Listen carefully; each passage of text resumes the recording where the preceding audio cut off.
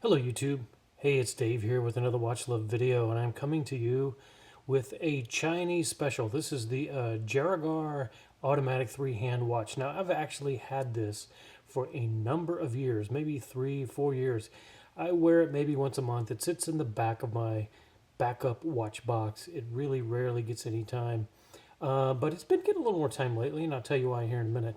But I thought I'd give a little review because I've been wearing it the last few days, and I thought, I've kept it this long, I might as well talk about it.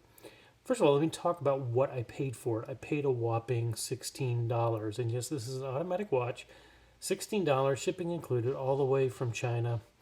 And the reason I've started wearing it a little more lately is because it came with this awful, plasticky, terrible strap. I mean, it was just a god awful mess.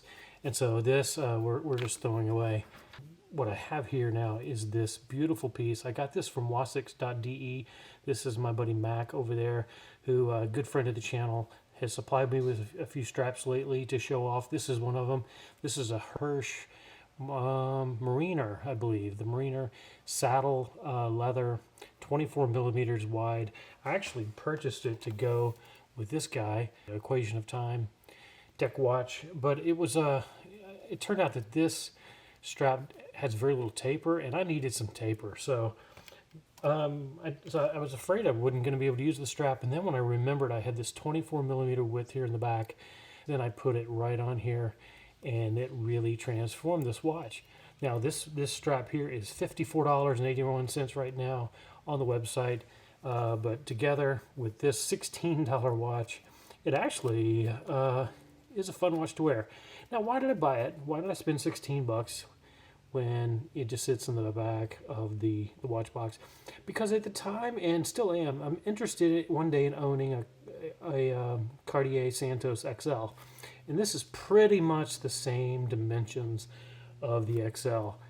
And so this is a great $16 to spend if you want to get a feel for what a watch like this looks like on the wrist. It's pretty much close to the same dimensions. And let me see if I can pull this over here and get us some dimensions of this baby. We've got about a 38 millimeter width. Let's try this. 38.1 top to bottom. And then the whole lug width is about close to 50. So this is a fairly big piece of metal on the wrist. And so it's a watch that if the Cartier, if you're going to spend the $4,000 or $5,000 for that piece, you might as well have something like this for $16. Try it on, wait a month for it to get here from overseas, wear it for a while, and you'll get a good feeling. But just put a decent strap on it, or you really won't get anywhere close to an idea. Let's compare it to some other sizes. This is my Seamaster Professional 300, so that's at what, 41, 42 millimeter. So pretty close in size to that. If you want to see it next to a really big G-Shock, kind of about the same. Here's the squared version. A little bit. This is a little bit smaller. The Jaguar, whatever the Jaragar, whatever you call them, this ugly thing. And of course, here's another cheapy Chinese, the Shmi. I had to get one too. I'll probably do a little review of that too. Similar in size. This one, about the same. Not too much different.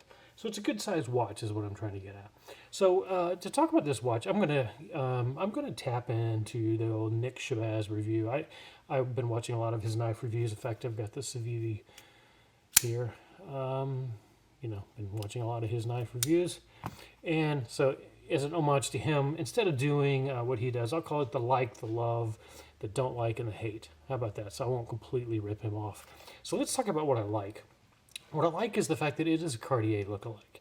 So this is a great piece if you want to get an idea of what the Santos looks like.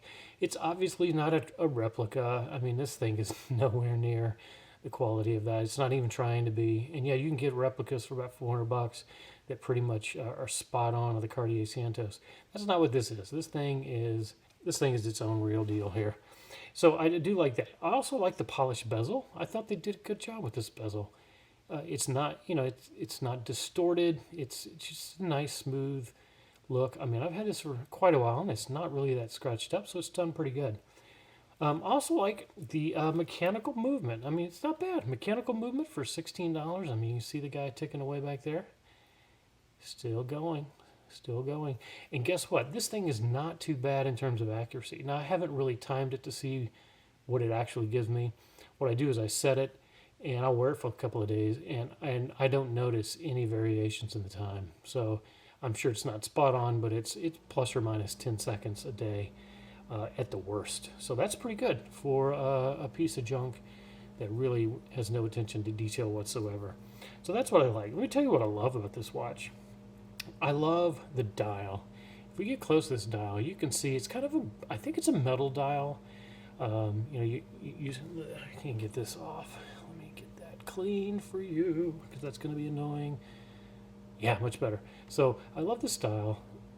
It's nice and patterned in there. It's kind of got this circular semicircle wave pattern. It actually really looks nice, and I don't see any dirt or any nicks or flaws. The printing is pretty nice. I like the Roman numerals. I like the fact that this is a pretty busy dial, but still fairly readable. Very readable, in fact. And that, which leads me to the other thing I love about this watch is those hands. I think they did a really good job on the hands. Nice and decorative. Probably a little over decorative for this watch, given that this really, in its heart, is a sports watch. But we don't think of a Cartier as a sports watch, really. So going with the more decorative look, I think they've done a good job. So love the hands, love the dial. It's got a kind of a creamy texture to the dial, but it's mostly on the white end. And then you've got that applied marker that looks like if you just could get underneath there and just blow on it a little bit, it would just crumble to bits. It's very fragile looking, but it's applied logo. It is an ugly logo, but it's applied. So there you go. That's what I love about it: the dial, the hands, the readability of this watch. What I don't like, let's talk about what I don't like, is I don't like this brushing. My goodness, it's the coarsest brushing. There's no fine edges to the case, none at all. It's just like they took this out and they just scraped it along the sidewalk, and there's your brushing. The brushing is pretty pathetic. But hey, for a beater watch, and that's what you're going to use this for, it takes a good licking and keeps on ticking. The scratches just fit right into that brushing. And you see the brushing kind of on both sides, and it's very coarse, nothing elegant. There's no straight edges, no sharp edges to the dial, no precision whatsoever, and that's what you get. And the back even shows it even further. You can see just very coarse brushing. The other thing I don't like about this watch is the see-through case back, because I'm going to get to something I hate here in a moment, but it really doesn't need it. This is a cheap baby. We believe you've got an automatic in there. It's ticking away like it's an automatic. We can hear the rotor move a little bit, though I will say rotor's not terribly bad in terms of noise, but yeah, it's just a cheap mechanical movement. So there's no need to show this off. There's nothing here worth showing off. So go ahead and just put a solid case back on that. Now let me talk about what I hate on this watch. And what I hate is what you just saw is that rotor. It looks like they took the tab of a Coca-Cola can and just kind of smashed it up and just punched a hole in it and screwed it in there. It really looks about as flimsy and cheap a rotor. It's even got, looks like fingerprints on it, or it looks like just kind of like it was wet at one time and it just drip dried with whatever was on there, and it's just got, nobody wipes it off. Nobody's wiped anything on this movement, and it's as plain a movement as you're going to get. I don't know what the beat rate on this movement is, but it just seems to be going kind of slow. I'd say probably 5 per second. I don't think we're getting a lot there, but it works. And let me tell you what else I absolutely hate about this watch is the misaligned date window. You can see that the 2 is kind of to the left. Yeah, that's really frustrating. Like, come on. I know they didn't spend half a second putting this watch together, but come on. Just when you're dropping that dial and when you're dropping that date window dial in there, and just put it in there straight. So yeah, that's really a bummer. That just kind of takes what really could be, dare I say, perfection in here.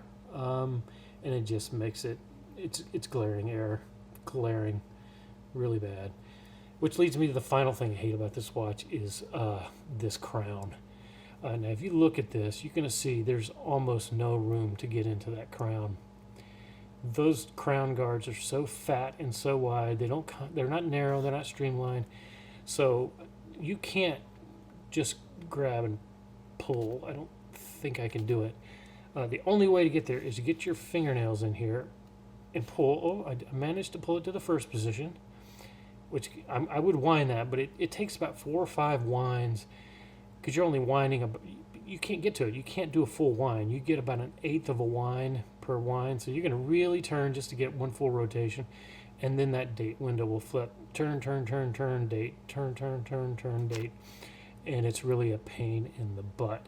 So, yeah, it's really a pain to set the date. And then when you pull it even further out, okay, no hacking.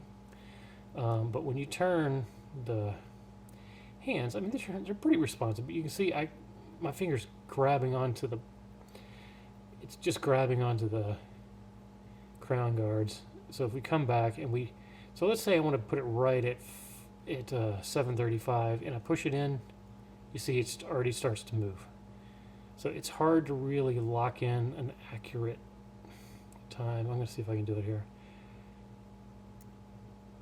See, it went back about 1/4 of a minute. Yeah, so it's really difficult to line your hour hand up the way you want it. I mean, this is really awful. This makes this watch so... I mean, I dread when I pull it out of the box and I know I got to set it because my fingers get raw. You know, I'm pulling on it. My fingernails hurt. If I don't have fingernails, it's almost got to get a pair of pliers to pull that out.